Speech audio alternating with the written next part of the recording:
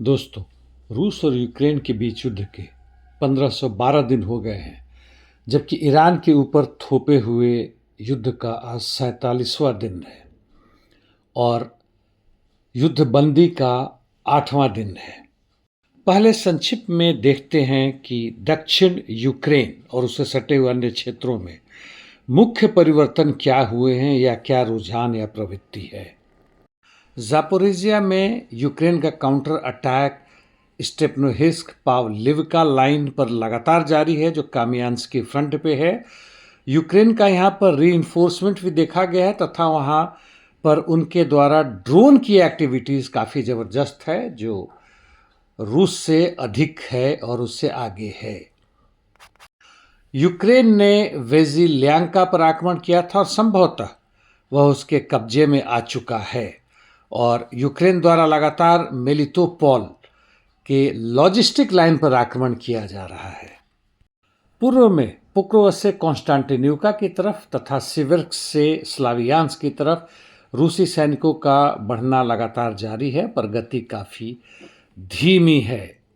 उत्तर पूर्व लाइमान से लेकर कुपियांस तक स्थिति वैसी ही बनी हुई है और दोनों जगहों पे, बल्कि बीच में भी यूक्रेन का काउंटर अटैक जारी है।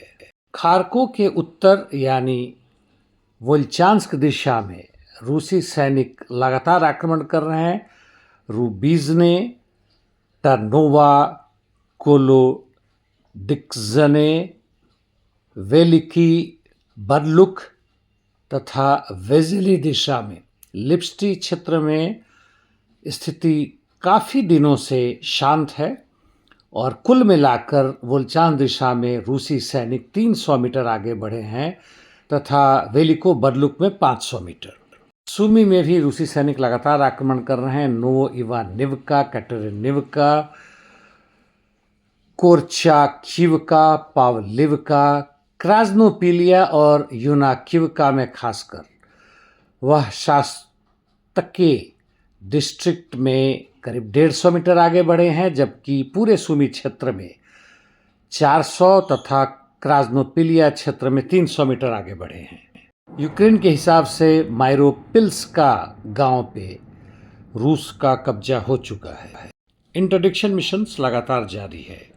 अब मध्य पूर्व में आते हैं। मुख्य रूप से हिजबुल्लाह और आईडीएफ की लड़ाई जारी है और वही महत्वपूर्ण रूप ले रहा है। हिजबुल्लाह ने कई वीडियो दिखाए हैं जिसमें उसने आईडीएफ बैरक पर यिफ्ताह नामक जगह, जो उत्तरी इजराइल में है यानी लेबनान से सटा हुआ जगह है, वहाँ पर आक्रमण किया है। वो आक्रमण करने में दिखाया गया है कि वे लोग सरफेस टू एयर मिसाइल्स, जिसमें ड्रोन फीचर है, सैयद 2 लॉयटरिंग म्यूनिशंस के द्वारा आक्रमण किया है। हिजबुल्लाह के पास यह काफ़ी आधुनिक तकनीकी पर बना हुआ लॉयटरिंग म्यूनिशंस है, जिसका इस्तेमाल वह बड़े संभाल कर करते हैं।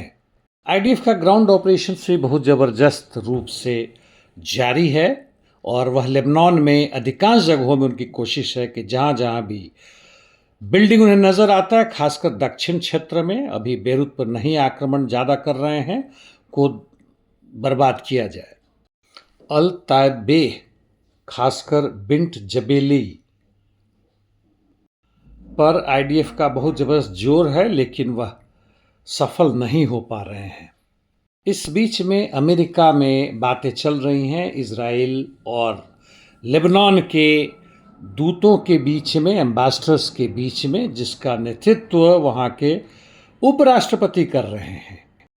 उनके बातचीत में मुख्य रूप से है कि हिजबुल्लाह को कैसे पूर्णतः निरस्त किया जाए, दक्षिणी लेबनान पे इजराइल का कब्जा हो जाए ताकि ग्रेटर इजराइल बनाने में आसानी हो और अंततः कुल मिलाकर दक्षिणी लेबनान में कभी भी हिजबुल्लाह को यानी लेबनीज को वापस नहीं आने दिया जाएगा और हिजबुल्लाह को पूर्ण रूप से बर्बाद किया जाएगा ताकि उनकी नामो निशान न रह जाए, क्योंकि इस क्षेत्र में मुख्य रूप से वही मुख्य प्रतिद्वंदी रह गए हैं। मध्य पूर्व की बात छोड़ दे जहां ईरान की स्थिति है। स्ट्रेट ऑफ हॉर्मुज में 13-14 अप्रैल को 15 से 20 जहाज पास किए हैं उन लोगों ने जिन्होंने आईआरजीसी को टोल दिया है। इस बीच में सऊदी अरबिया ने ट्रंप को कहा है कि जितना जल्दी हो सके अपना ब्लॉकेड बंद करो स्ट्रेट ऑफ हॉर्मुज पे, नहीं तो हूतीज यदि शुरू होते हैं और बाब अल मंदाब यानी रेड सी को बंद करते हैं तो यह सऊदी अरेबिया के लिए बड़ा ही खौफनाक हो जाएगा। जो भी उनके पास रास्ता है तेल बाहर बेचने का वह बंद हो जाएगा। इटली ने घोषणा की है कि उनका मिलिट्री कोऑपरेशन और एग्रीमेंट जो इजराइल के साथ था उसे वह सस्पेंड कर रहे हैं, जबकि ट्रंप ने इटली के प्राइम मिनिस्टर मेलोनी के ऊपर कहा है कि वह हमें मदद नहीं करना चाह रही हैं ईरान के वाद में।